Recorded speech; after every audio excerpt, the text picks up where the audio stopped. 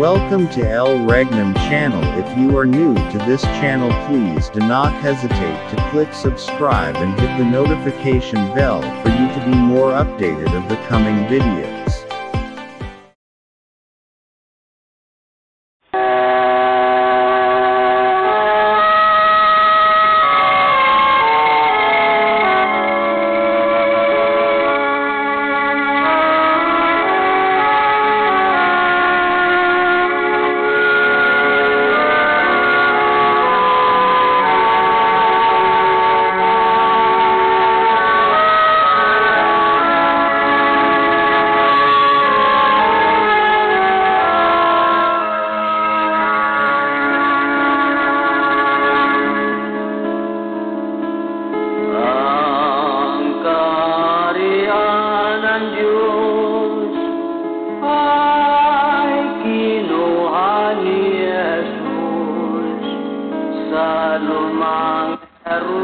Jerusalem, sa bayang Huda Israel, at kanyang ibinigay sa bansang nagbubunga, sa Diyos na kay Kristo na pananampalataya. Ang kaharian ng Diyos ikinukli ni Jesus. Hanapin natin ang bagong Jerusalem. May palatandaan ang malayong silangan, mga puno ng dagat, itong bansang Pilipinas. Sa lupang inirang ang ating tahanan, doon si Kristo maghari na walang hanggan. Tayo'y umasa at sumampalataya. Doon wala nang gutom at wala nang pagluluha. Sa lupang inirang ang ating tahanan, doon si Kristo maghari na walang hanggan.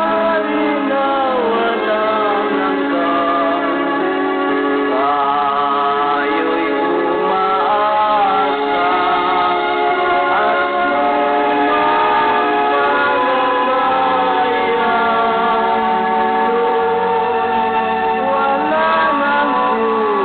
gutom at wala nang pagluluha.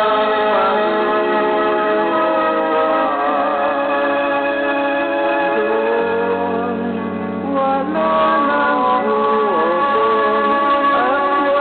at wala nang pagluluha.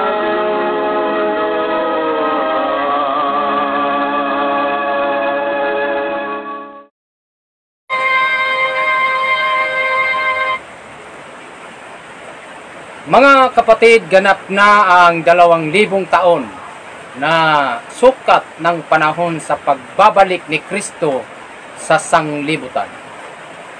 At tayo'y nakapasok na sa 1,000 taon na si Kristo ay maghahari kasama ng kanyang mga bayan.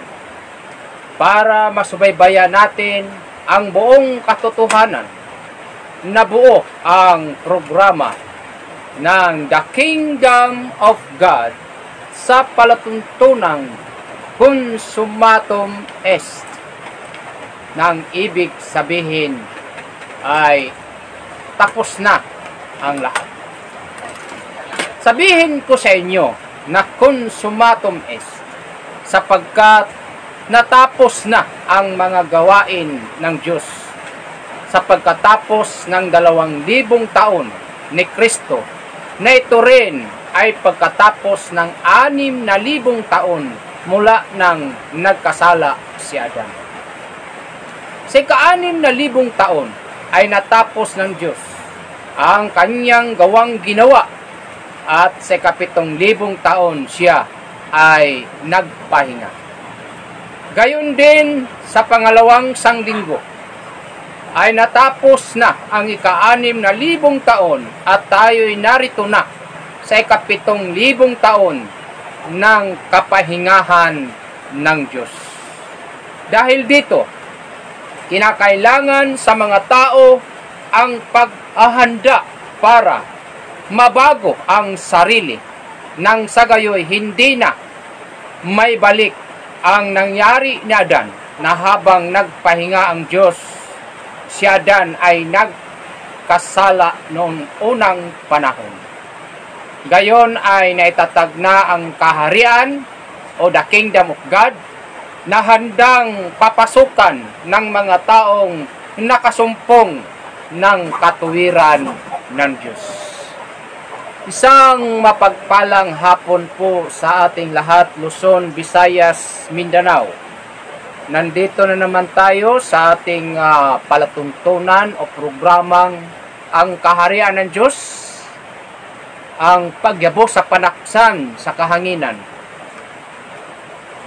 gamit ang ating mga Facebook account live upang maparating sa lahat ng sulok sa buong mundo, partikular na dito sa ating bansang Pilipinas, ang tungkol sa kaharian ng Diyos, sapagkat mahalaga po ang kaharian ng Diyos na ating malalaman kung nasaan ang kaharian ng Diyos, sapagkat wala pong ibang papasukan, mga kapatid, kundi kaharian ng Diyos.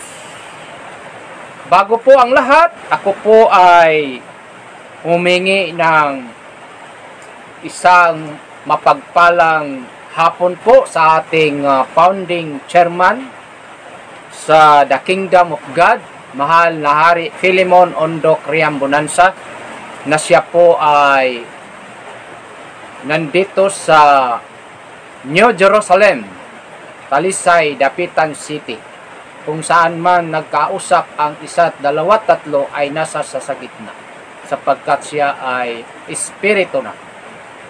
Isang mapagpalang hapon sa iyo, mahal na Hari, kasama ang mga royal family, sa mga mahal na reyna dyan sa Temple, New Jerusalem, Talisay, Dapitan City, at ganun din sa mga anak ni mahal na Hari na 12.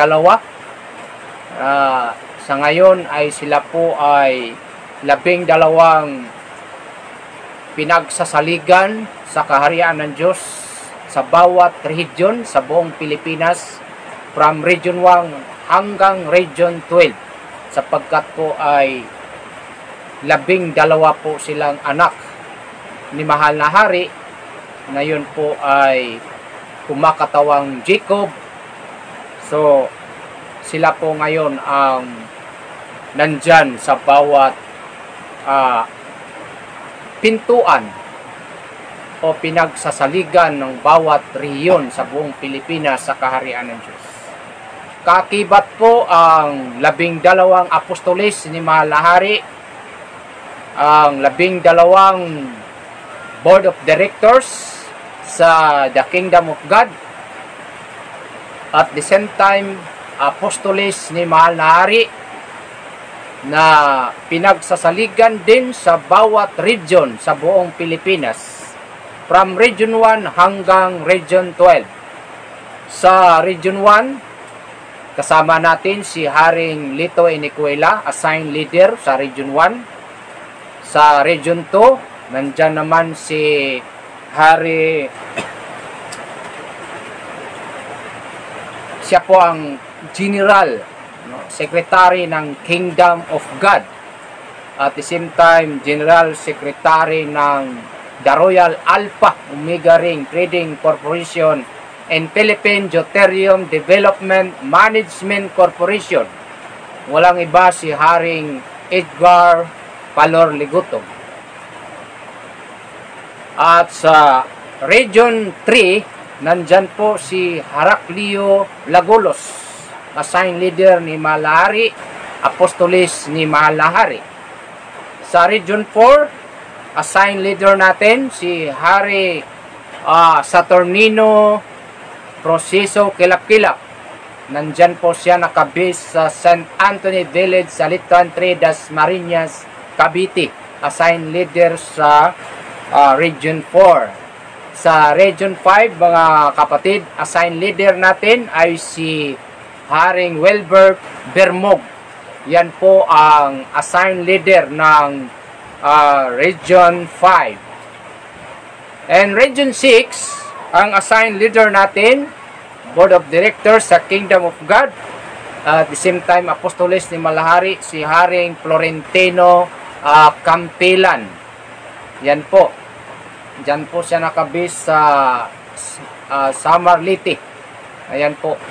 So, sa Region 7, ang ating pinakabunsong kapatid na Apostolis ni Malahari, Board of Directors sa Kingdom of God, ay si Haring Giovanni Ciares. Yan po ang ating assigned leader sa Region 7. Sa Region 8, ang ating very energetic na Apostolis, ang forman ng DYSS sa Piradio Cebu, na yun po ay mapapakinggan ninyo every Sunday alas 8 hanggang alas 9 ng gabi. Yan po ay mapapakinggan po ninyo, at ang mga bawat namumulong at ang ating mga guest speaker ay ang ating mga Apostolis from Region 1 hanggang Region 12. So, rotation po ang ginagawa. So, ang ating Apostolis dyan ay walang iba si Hari Juanito Macalisang. Ayan po. So, sa Region 9, assigned leader, Apostolis ni Mahal na Hari, Regional Director sa bawat kasapi sa buong Region 9. Assigned leader dito sa Region 9, ang kanyang lugar na hinahawakan po ay 4 na probinsya. Probinsya ng Zamboanga del Sur, Zamboanga Sibugay, Zamboanga del Norte, and Misamis Occidental. Yan po ang under sa ating Apostolis na si Haring Felix Proceso. Ito pong inyong lingkod, assigned leader sa buong Region 9. Sa Region 10, ang ating Apostolis na assigned doon, no, regional leaders, ay walang iba si Haring Richard Cabarong Proceso. Yan po, yan nakabis po siya sa Cagayan de Oro. Sa Region 10 po siya na-assign. Sa,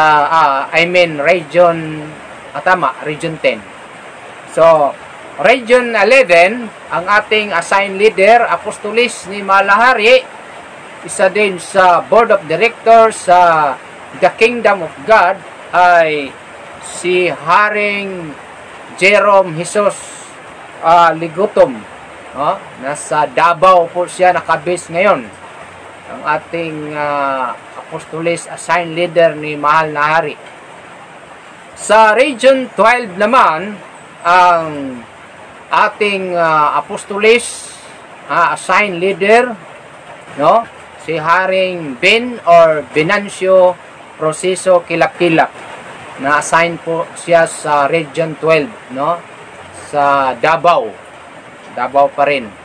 Yan po ang mga 12 ka mga Apostolis na assigned leader ni Mahal na Hari na sa ngayon ay nandyan sa bawat region nakabase, no? At sila po ay kumikilos ayon po sa utos ni Mahal na Hari na ipalaganap itong mabuting balita ng kaharian ng Diyos sa buong kinapal, partikular na dito sa ating bansang Pilipinas. Ang Kingdom of God po ay mayroon po tayong mga regional leaders from Region 1 hanggang Region 12. Sa 13, sa Caraga, assigned leader si Haring Boboy Bulay-Bulay po. Siya po ang assigned leader dyan, no? Si Haring Boboy Bulay-Bulay sa Caraga, no? Caraga. And sa NCR naman, si Reyna Violeta Prosiso. Siya po ang assigned leader na nilagay po ni Mahal na Hari dyan sa NCR. No? NCR, I mean National Capital Region. Yan po ang NCR. So, pinaikutan po siya ng mga municipal. No? Kagaya ng Valenzuela, Caloocan, no? Papunta sa Las Piñas and Muntinlupa, no? Siguro nasa mga 17 ka mga municipal, no? So alamin na lang ninyo kung ilan ang nasasakupan ng NCR. So sa lahat ng mga leaders sa The Kingdom of God na assigned leader ni Mahal na Hari, nangunguna ang ating mga regional sa bawat region sa buong Pilipinas. At napapangalawa ay ang ating mga propeta na na-assign sa bawat probinsya sa buong Pilipinas, Luzon, Visayas, and Mindanao. Ang ating mga probinsya leader at the same time mga hari at mga reyna. No? Yan po ang tawagan dito sa kaharian ng Diyos, dahil kaharian ng Diyos, ang pinaka-founder dito is hari sa mga hari, King of all kings, no? Bakit siya tinawag ng hari sa mga hari? Sapagkat mayroong hari sa region, hari sa probinsya, no? And then may hari at reyna tayo sa bawat municipality sa buong Pilipinas, Luzon, Visayas, Mindanao, kahit saang sulok man sa Pilipinas, no? And then, mayroon din tayong mga municipal leaders. Ng mga municipal leaders po ay nandyan po sila itinalaga sa bawat municipal sa buong Pilipinas. No? Masiti man siya in mabayan, so nilagyan po natin ng mga leaders. Sila po ay tinatawag ng mga hari at mga reyna. Kung halimbawa babae ang leaders po sa isang municipal, no, ay siya po ay tinatawag na reyna. Reyna. Kung ang tumatanggap naman bilang hari sa lungsod ay lalaki, yan po ay tinatawag na hari. Yan po mga kapatid. So mayroon tayong hari, no, sa region, probinsya, and municipal. At mayroon din tayong mga leaders sa bawat barangay sa buong Pilipinas, no? Luzon, Visayas, and Mindanao. Kaya po ang mga leaders natin, sila po ay tinatawag din ng mga hari at reyna sa bawat kabarangayan sa buong Pilipinas. Yan po ang set up sa Kingdom of God as a divine government, divino gobyerno sa Diyos.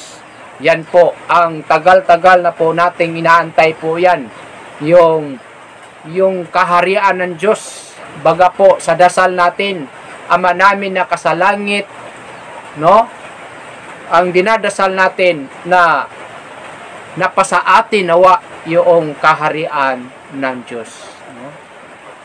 Yun po ang dasal natin. Kaya yung kaharian ng Diyos ay ipinangaral ng ating Panginoong Hesukristo noong unang panahon sa Jerusalem, sa Israel, at kaagapay niya ang 12 mga apostolis. Yan po, no?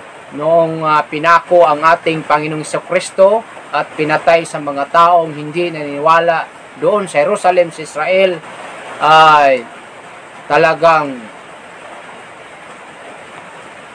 ang kanyang inutusan po ay ang kanyang mga apostolis, na 12 mga apostolis na inutusan ng ating Panginoong Hesukristo upang ipalaganap ang mabuting balita ng kaharian ng Diyos sa buong mga kabaranggayan, no, doon sa Jerusalem, sa Israel. Kaya huwag po kayong magtaka kung bakit dito po sa Pilipinas na siyang pinili ng Diyos, ito po ang bayan na kanyang pinili, ay nandito po ipinangaral ang mabuting balita ng kaharian ng Diyos. At nandito po ang ating 12 mga apostolis. No? Buhay na buhay po ang ating 12 apostolis na pinagsisaligan ng ating mahal na Hari Philemon Ondoc Riambonanza, sapagkat kung ano man ang nangyari noon ay siyang mangyayari ngayon. Kung ang kapanahunan noon, no, ay ang ating Panginoong Jesucristo ay hindi siya nakapaghari sa bansang Israel, sa Jerusalem, sa Israel, ayan po, no, pinangakuan po niya ang kanyang 12 apostolis. Pinangakuan po niya bago po siya pinako sa cross at pinatay ng mga Hudyo. Kaya ang sabi ng ating Panginoon Jesucristo, kapag ang anak sa tao ay upo na sa kanyang trono, ay kayo naman nga nagsisunod sa akin ay magsisiupo sa bawat upuan at inyong pusgahan ang 12 banay ni Israel. Ayan po. Nakasulat yan, no? Nakasulat po yan sa banal na kasulatan. Kaya, kung sabihin ninyo na kung nung unang panahon, gagaya ni Jesus Christ, ganun din ang nangyari sa mga apostolis, no? Ipinangaral ang mabuting balita ng kaharian ng Diyos, ngunit hindi po nila nakamit, no, ang paghahari at paglingkod sa bawat trono, ngunit pinangako ng Diyos na sa pagbabagong lahi. So mayroong pagbabagong lahi. Kaya ipinanganak muli, no? Ipinanganak muli ang 12 apostolis ni Kristo noong unang panahon, at ipinanganak muli dito sa bansang Pilipinas na siyang bagong Israel o Jerusalem. Kaya huwag po kayo magtaka bakit dito sa Kingdom of God mayroon pong 12 apostolis. Sa ibang mga sekta, no, mayroon silang apostol, ngunit nag-iisa lang. No, nag-iisang apostol po yan. Nag-iisa lang. Hindi kagaya sa Kingdom of God na kumpleto 12 apostolis na siyang pinagsasaligan ni mahal na Hari Philemon Ondoc Riambonanza upang ipagpatuloy ang kaharian ng Diyos na ipinangaral ng ating Panginoon, na siyang ipinangaral ng ating mahal na Hari Philemon Ondoc Riambonanza dito sa ating bansang Pilipinas. Kaya ang kaharian ng Diyos o Kingdom of God ay kompleto, no? Kompleto na po tayo. Mayroon na po tayong pinagsasaligan sa bawat rehiyon sa buong Pilipinas, at mayroon na rin tayong pinagsasaligan sa bawat probinsya sa buong Pilipinas. At mayroon na rin tayong itinalaga sa bawat municipality sa buong Pilipinas. At sa kabaranggayan po, mayroon na rin tayong nilalagay dyan. Kaya priority po ang mga deuterium coordinators, no, sa ating company, the Royal Alpha Omega Ring Trading Corporation and Philippine Deuterium Development and Management Corporation, na sila po ay mag-upgrade sa kanilang posisyon. So hindi lang sila basta coordinator, no? Kapag sila ay nakakaunawa at nakakaintindi sa programa ng Diyos na ang kaakibat nito ang pagligtas ng buhay ng tao at pagligtas ng hanap buhay ng tao. Kaya yung hanap buhay na dapat ililigtas ng Panginoon sa ngayon, yung hanap buhay na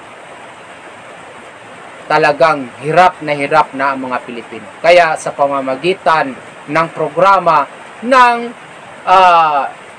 company sa The Royal Alpha Omega Ring Trading Corporation and Philippine Deuterium Development and Management Corporation na deuterium sa Pilipinas, yun po ang magbibigay ng buhay ng tao. Kaya nga po mga kapatid, ang ating Chairman President sa The Royal Alpha Omega Ring Trading Corporation ay walang iba, si Mahal na Prinsipe Rocky Y. Riambonanza. Siya po ang Chairman President sa The Royal Alpha Omega Ring Trading Corporation. No? Maraming gustong sirain at gibain yung company na yan, pero ngunit yan po ay itinatag ng Diyos, ay hindi po yan basta-basta matitinag. Yan po mga kapatid, no? Talagang legit po yan. Legit po yan. Dahil mayroon po tayong pinaghahawakan na mga dokumento na ang ating Chairman President, walang iba, si Mahal na Prinsipe Rocky Y. Riambonanza, na siya din ang ating Chairman President sa The Kingdom of God ngayon. No? Dahil ang ating founding chairman nga si Mahal na Hari ay nagpahinga ang kanyang katawan, so hindi naman pwede na sa ngayon ay wala pong chairman president sa ating Kingdom of God. No? Pang may papatuloy ang gawain na sinimula ng ating Mahal na Hari Philemon Ondok Riambonanza. Kaya ang Chairman President sa The Kingdom of God, Mahal na Prinsipe Rocky Y. Riambonanza, and sa The Royal Alpha Omega Ring Trading Corporation, si Mahal na Prinsipe Rocky Y. Riambonanza din. Kakibat din sa Chairman President sa isang company, yung PDDNC, Philippine Deuterium Development and Management Corporation, na ang Chairman President po ay si King Adolfo Vidad Riambonanza. So, mga anak po yan ni Mahal na Hari. Yun po ang Chairman President ng PDDMC, no? Yung ating company na joint venture sa programang Deuterium Project sa Pilipinas. Kaya abangan-abangan ninyo palagi ang programa, dahil yung mga updates natin, dahil ang ating kumpanya, lalo na yung The Royal Alpha Omega Ring Trading Corporation, ay ang ating pagpanglista o pagpanglisting sa lahat ng mga tao ay mayroon lang po tayong limit, no? Limitado lang po yan, no? So ang kailangan ng ating company is 35 million lang katao. 35 million katao lang ang kailangan ng ating company. No? Hindi lahat mga Pilipino ay pwedeng ilista. Bakit po? Dahil alam na po ng Panginoon ni Mahal na Hari Philemon Ondok Riambonanza na hindi lahat mga tao maniniwala sa programang itong Deuterium sa Pilipinas. No? Kaya 35 million. No? So, yung tao sa buong mundo, no? Lalo na kung dito sa Pilipinas, kung ating ibatay po sa banal na kasulatan, ayon po sa Zacarias 13:8-9, no? Zacarias 13:8-9. Yun po, babasahin natin. Yan po ang pinagbabatayan ng ating Mahal na Hari Philemon Ondok Riambonanza, na sa tatlong bahagi, lalo na dito sa Pilipinas, sa tatlong bahagi ng tao dito sa Pilipinas, isang bahagi lang ang kailangan ng Diyos. Ito lang isa, no? Yung dalawa, hindi na po yan kailangan. Hindi po yan kailangan, no? Yung isang bahagi lang. Kasi ibabatay po natin sa nakasulat sa banal na aklat. Sabi po dito sa Zacarias 13:8, no? Sabi dito, at mangyayari na sa buong lupain, sabi ng Panginoon. No? Hindi po natin pwedeng tanggalin ito. Dahil ang Panginoon po ang nagsasabi. Anong sabi? Ang sabi ng Panginoon, dalawang bahagi ay mahiwalay. Ibig sabihin, yung dalawang bahagi, ito, mahihiwalay. Mahihiwalay ito. No? Sa ganong paraan nito mahihiwalay? Patuloy natin pagbasa. Ang dalawang bahagi ay mahiwalay at mamamatay. So, ang dalawang bahagi pala ay mamamatay. No? Mamamatay ito. Kasi, sabi dito, mahiwalay at mamamatay. Ngunit, ang isa, ito, no? Ngunit, ang isa, sabi dito,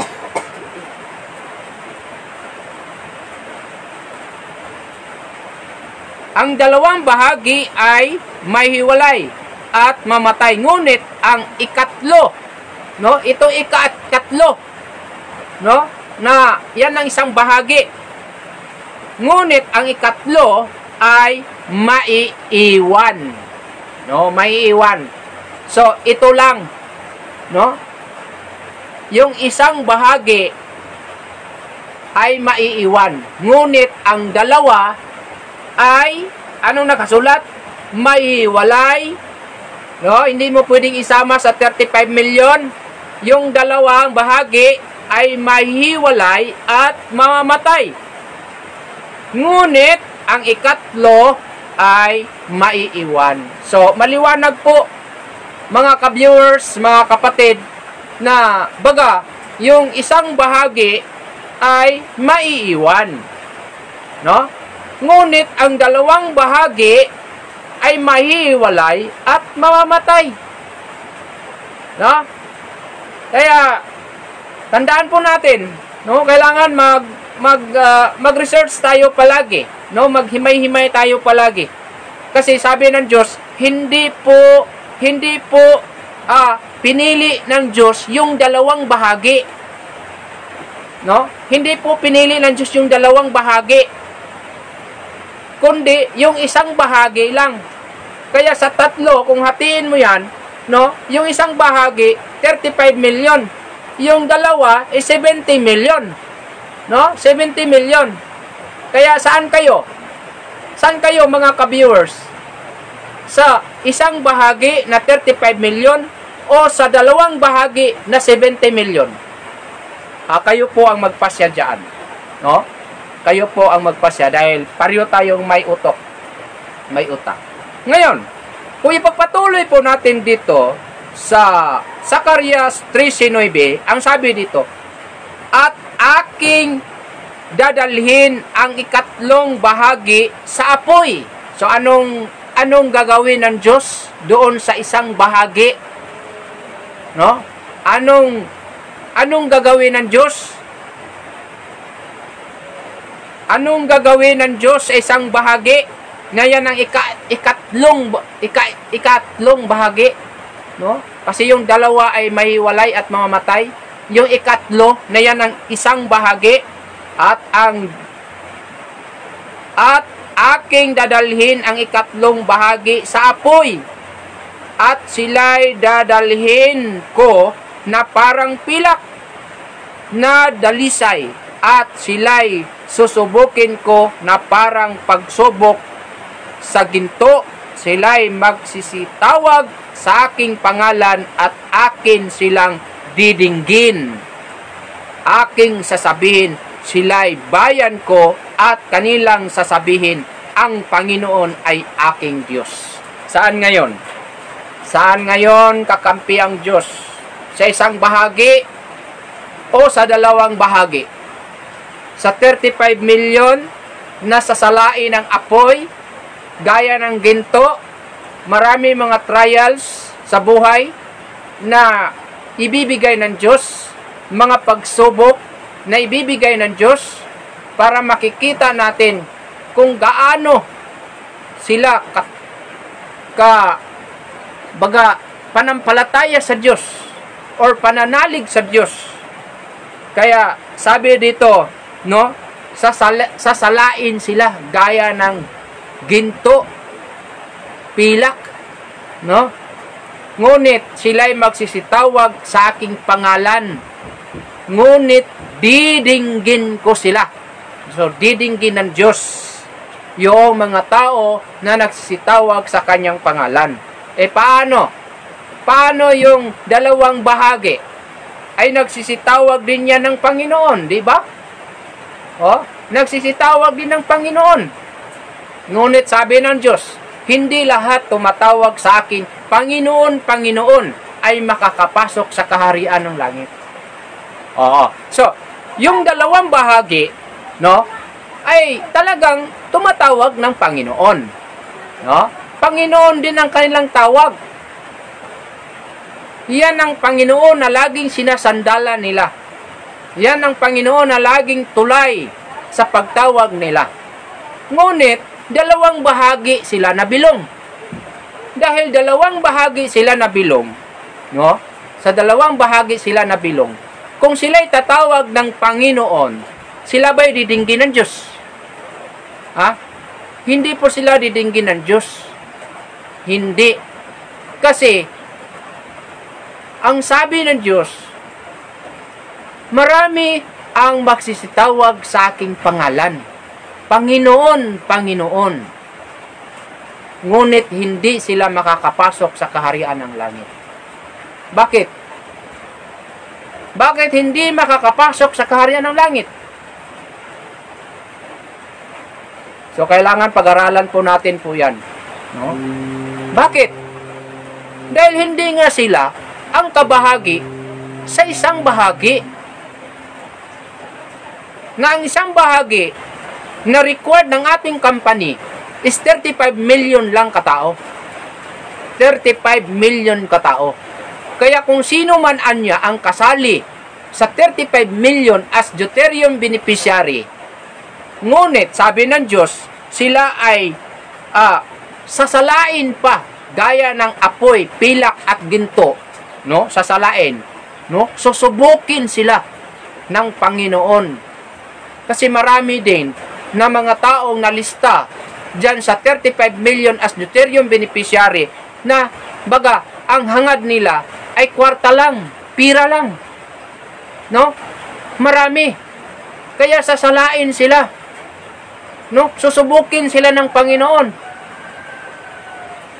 Dahil hindi sila talaga ang kasali sa 35 million na magsisitawag sa Panginoon na sila ay didinggin ng Panginoon, sila ay humihiwalay. No? Hihiwalay sila. Bagamat nalista sa ating master list sa deuterium, hihiwalay sila. Bakit? Dahil hindi nga sila kasali sa 35 million. Saan sila kasali? Doon sila maghahanap, doon sa mga programang iba. No? Doon sa mga naghahanap ng dalawang bahagi na para makuha nila yung dami, yung sukat ng tao na 70 million na dalawang bahagi ayon sa Zacarias 13:8-9. Ayan. Kaya, yung humihiwalay sa 35 million, mayroon namang nalista doon sa naghanap ng mga programa sa iba ng kabahagi sa 70 million na hindi po sila kasali doon sa 70 million. Baga nalista lang. Hihiwalay din yun. Lalabas din yun. At naghanap ng katotohanan. No? Naghanap ng katotohanan. Kasi sabi nga ng Diyos, subukin ninyo ang bawat espiritu kung sila ba'y sa Diyos. So kung nagpapahayag na talagang totoo na programa na iya sa Diyos, talagang Diyos ang programa, huwag ka nang hihiwalay. No? Ngunit, ang mga tao ay talagang inutusan ng Diyos nang sabi ng Diyos, subukin ninyo ang bawat espiritu. Kaya wala tayong magagawa na mga tao ay nagsusubok, baga, sinusubukan nila ang bawat grupo, bawat organisasyon nandito sa bansang Pilipinas. Yun ba'y programa sa Diyos? No? Yun naman talagang sinasandalan nila Diyos lagi. No? Pero ang babala ng Diyos, hindi lahat tumatawag sa akin, Panginoon, Panginoon, ay makakapasok sa kaharian ng Diyos. Kundi, yun lamang sumusunod sa aking mga alituntunin, yung mga batas. No? Yun lang ang makakapasok. At saka, pag tumawag ka sa Panginoon, sabi dito, no? Ang sabi dito, at kanilang sasabihin, ang Panginoon ay aking Diyos. Saan ang Panginoon? Ay nasa kasama sa isang bahagi. Kaya sa isang bahagi ay pinoprograma ni Mahal na Hari Philemon Ondo Coriambonanza na sa ating kumpanya, The Royal Alpha Omega Ring Trading Corporation, kakibat ang Philippine Deuterian Development Management Corporation, na ang isang bahagi ay 35 million lang katao ang ni-required ni Mahal na Hari. This in the Bible, sa Biblia, hindi po hinahanap ng Diyos yung dalawang bahagi na 70 million. Hindi po. Basahin natin sa Balang Kasulatan. No? Kundi isang bahagi lang. So, ang isang bahagi is 35 million lamang. Ha? Nilinaw lang po natin ang Zacarias 13:8-9. Kasi marami ngayon na may dala-dalang programa sa Pilipinas. At ang mga tao ay nagkalito-lito na. No? Nagkalito-lito na kung saan talaga ang tama. No?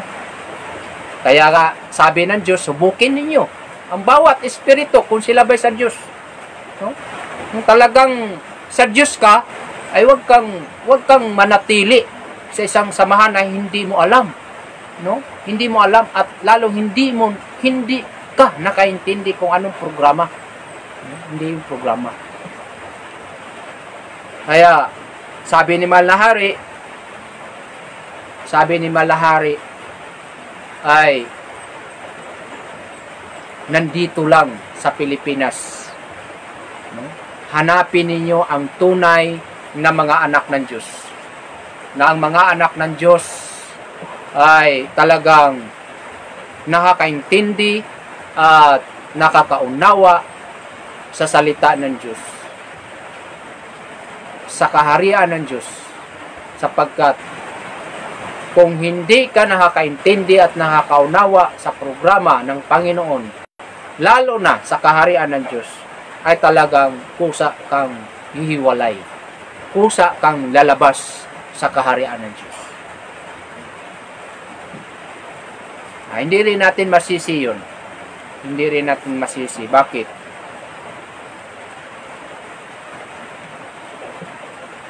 Kasi darating ang panahon na kung mayroong aalis, mayroong humihiwalay, mayroong nangingiwan, mayroon ding papasok.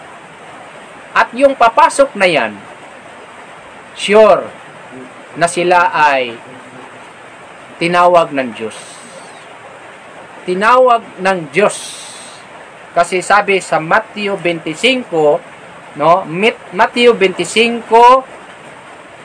34, no?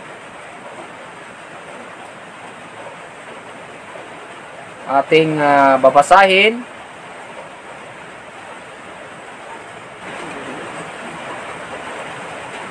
Matthew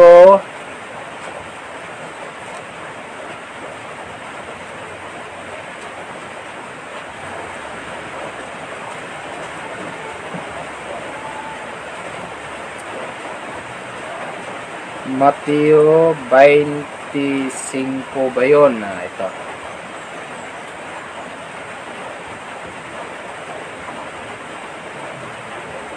Matthew 25, 34.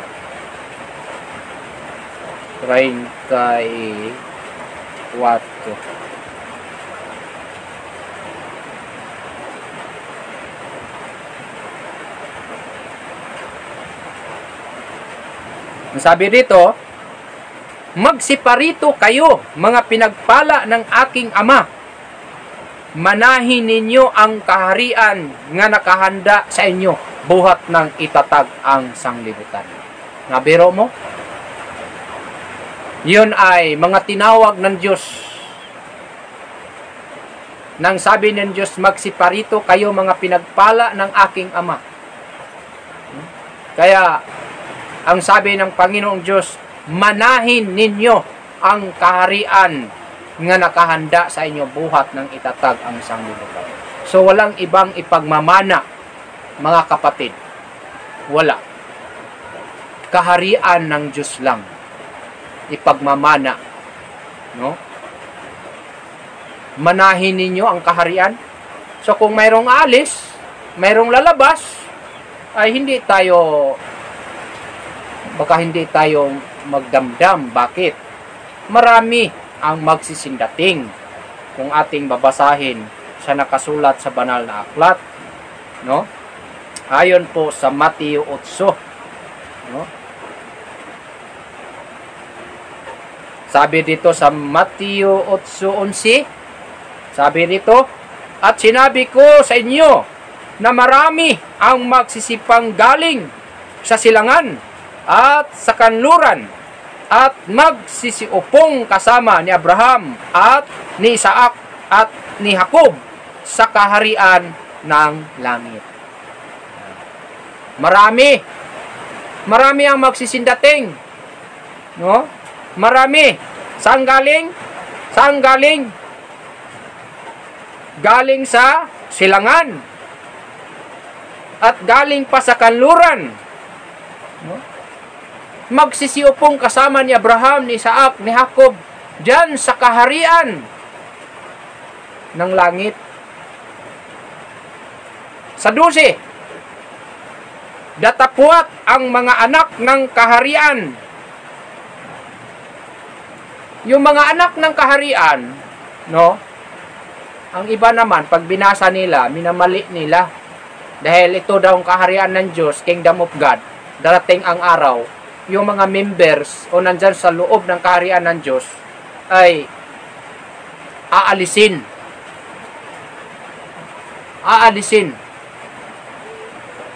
Sabi dito, datapwat ang mga anak ng kaharian ay pawang itatapon sa kadiliman. Yung mga members daw sa kaharian ng Diyos itatapon sa kadiliman.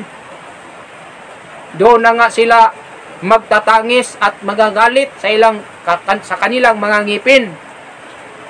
Yung iba, baga, ang Kingdom of God, yan ang ginawa nilang baga, ang mga members daw ng kaharian ng Diyos, itatapon. Tayo daw.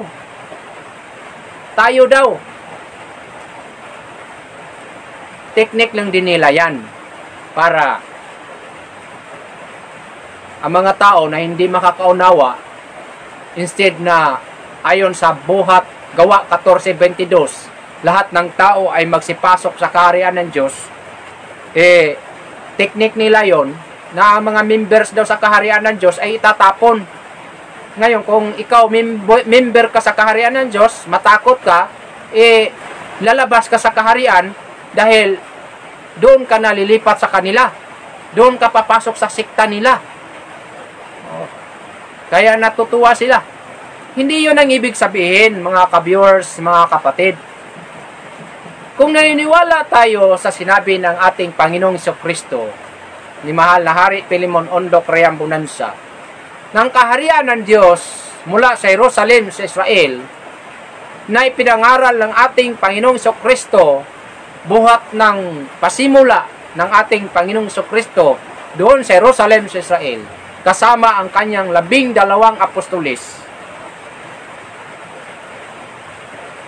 Yung mga tao doon sa Jerusalem sa Israel, yun ang mga tinawag na mga anak ng Diyos. Mga anak ng Diyos po yun, mga kapatid. Yung mga Hudyo doon sa Jerusalem sa Israel, sila po ang tinawag na mga anak ng Diyos. Sila sana ang paghaharian ng Diyos sa pamamagitan ni Jesus Christ. Kaya ipinangaral ng ating Panginoong Jesucristo ang tungkol sa kaharian ng Diyos doon sa Jerusalem sa Israel. at kasama ang kanyang 12 apostoles. Ngunit ayaw maniwala ng mga Hudyo. Ang mga tao doon ayaw maniwala ng ating Panginoon sa Kristo. Ayaw maniwala. Kaya anong ginawa ng ating Panginoong sa Kristo bago sa pinako sa krus? Anong ginawa niya? Ayon po sa Mateo 21:42-43. Anong sabi niya? Hindi ba nabasa ninyo sa mga kasulatan nga ang bato na itinakwil at tagapagtayo ng gusali ay siya ring ginagawang pangulo sa panulok? Ito'y mula sa Panginoon at ito'y kagila-gilala sa harap ng ating mga mata. Kaya nga, yan ang sabi ng ating Panginoong Jesucristo nung unang panahon sa Jerusalem sa Israel. Kaya nga, sinasabi ko sa inyo, yung mga Hudyo ang sinabihan niya, aalisin ko sa inyo ang kaharian ng Diyos doon sa Jerusalem sa Israel. Yan ang sabi ng ating Panginoon. Aalisin ko sa inyo ang kaharian ng Diyos at ibibigay sa isang bansa nga nagkakabunga. Kaya wala na pong kaharian ng Diyos doon sa Jerusalem sa Israel. Yung mga anak ng Diyos doon ayaw maniwala, kaya tinanggalan sila ng karapatan sa kaharian ng Diyos. Kinuha ang kaharian ng Diyos at ibinigay sa isang bansa nga nagkakabunga. At yung bansa na yan, walang iba, ang bansang Pilipinas. Kaya, ang Pilipinas ay siyang pinili ng Diyos, piling-pili, pinong-pino, ngunit pagapilian. Kaya ang lahat ng tao na nanirahan dito sa Pilipinas, itinuring na mga anak ng kaharian. Kasi ang kaharian ng Diyos ay nandito sa Pilipinas. Sa makatuwid, dahil nandito ang kaharian ng Diyos sa Pilipinas, ang mga Pilipino, yan po ang tinatawag na mga anak ng Diyos. Kasi, kung ang lumang Israel, ang mga Hudyo doon, tinawag ng mga anak ng Diyos, sa lumang Israel, mayroon po tayong tinatawag na bagong Israel. At ang bagong Israel, yan pong bansang Pilipinas. Sa makatuwid bagay, ang mga Pilipino, itinuring ng Diyos nga mga anak ng Diyos. Yan po. Ngayon, dahil ayaw maniwala sa kaharian ng Diyos, ayaw maniwala sa kaharian ng Diyos, kasi gusto sila na doon sila maniniwala sa kanilang mga sikta. Nang dami mga sikta ngayon, na hindi naman yan talagang itinayo ng ating Panginoon. Hindi yan ang itatayo ng Diyos. Daniel 2:44, malinaw po sa tutok ng araw. Sa Daniel 2:44 nang sabi, at sa mga karawan ng mga haring yaon, ang Diyos sa langit ay magtatatag ng isang kaharian na hindi magiba kailanman. Hindi po sekta. Hindi po sekta ang itatatag ng ating Panginoon. Yung mga Pilipino na tinuring na mga anak ng Diyos, ayaw maniwala sa kaharian ng Diyos o kingdom of God na ipinangaral simulat sa pool sa ating mahal na hari, Pilimon Ondok Riambonanza, at ipinagpatuloy ng kanilang mga 12 apostoles at ang mga propeta at ang mga ebanghelista. Ipinangaral ang mabuting balita ng kaharian ng Diyos, isa sa divino gobyerno ng Diyos as divine government na nandito sa Pilipinas. Ayaw maniwala. Kaya anong gagawin ng Diyos? Kunin pa ba muli niya ang kaharian ng Diyos nandito sa Pilipinas? Hindi na. Hindi na niya kukunin ang kaharian ng Diyos gaya sa Israel na ililipat niya sa ibang bansa. Hindi po, mga kapatid. Dahil nakasulat sa banal na aklat, ang mga taong hindi maniniwala ng kaharian ng Diyos. Sabi dito, sa Mateo 8:12, datapwat ang mga anak ng kaharian.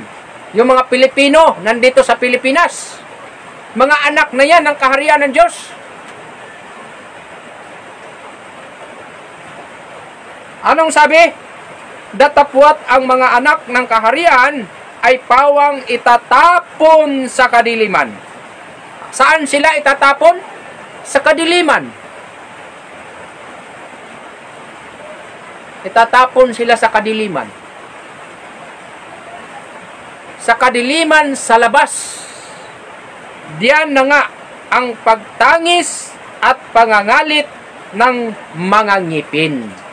Nabiro mo? Ang mga Pilipino, akala nila maligtas sila sa kanilang mga sekta. Hindi po yan. Wala po ang tunay na katubusan at kapatawaran ng ating mga kasalanan sa mga sekta. Wala po. Kundi makikita natin ang tunay na kapatawaran at katubusan ng ating mga kasalanan ay nasa loob lamang ng kaharian. Ngunit kung kayo ay nandyan sa iba't ibang mga sekta ngayon, ng dami mga sekta ngayon sa Pilipinas, tulay lang yan upang tayo ay makapasok sa kaharian ng Diyos. Nasa inyo ang kapasyahan. Kung mananatili ba kayo dyan sa inyong sekta? Mananatili ba kayo sa inyong sekta? Or tutuloy ba kayo? Or papasok ba kayo sa kaharian ng Diyos? Na nandoon ang tunay na katubusan at kapatawaran ng ating mga kasalanan.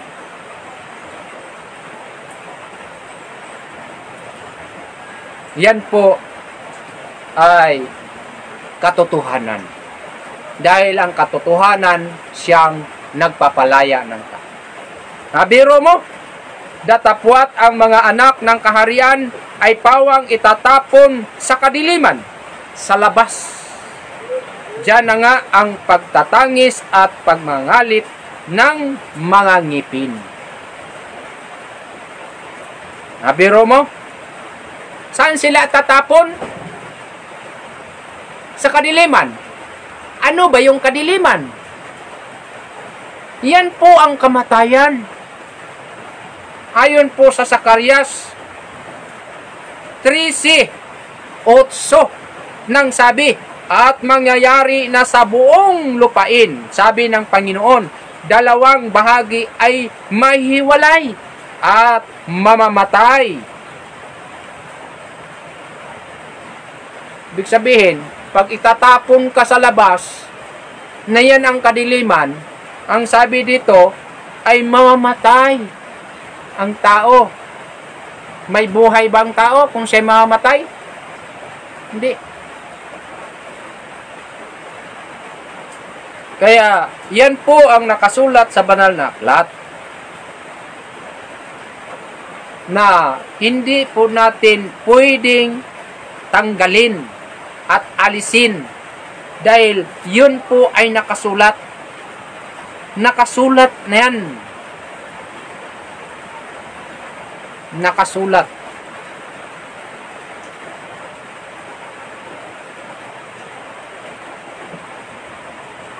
Nakasulat sa banal na aklat. Yan po mga ka-viewers, mga kapatid. Kaya ang kaharian ng Diyos ay nandito sa ating bansang Pilipinas. Binalik-balik yan sa pangaral ng ating mahal na Hari Philemon Ondoc Reambonanza na siya po ang founder, chairman sa The Kingdom of God. Ipinangaral niya ang mabuting balita ng kaharian ng Diyos. Na yun po ang ipinangaral ng ating Panginoong Jesucristo noong unang panahon. Kaya, nung sinabi ng ating Panginoon na ang kaharian ng Diyos ay binigay niya sa isang bansa Walang pangalan po kung anong bansa. Wala. Kaya maraming mga pilosopong tao nung sabi, babasa ba sa Biblia na ang kaharian ng Diyos ay binigay sa bansang Pilipinas?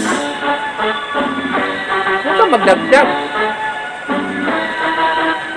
Dahil lang sa upang makakita sa kaharian ng Diyos, ipanganak muli ng tubig at ng Espiritu. Kung di natin sundin ang payo ni Jesus, hindi makapasok sa kaharian ng Diyos.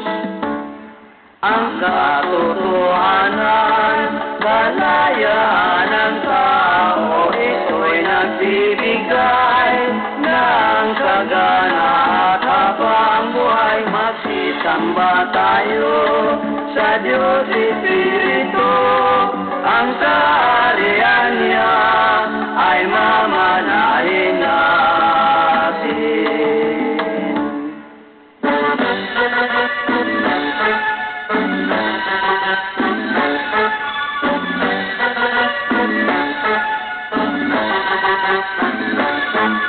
Upang makakita sa kaharian ng Diyos, ipanganak muli ng tubig ng Espiritu. Di natin sundin ang payo ni Jesus, hindi nakapasok sa kaharian ng Diyos. Ang katotohanan, kalayaan ng tao, ito'y nagbibigay ng sagana at habang buhay. Magsisamba tayo sa Diyos Espiritu.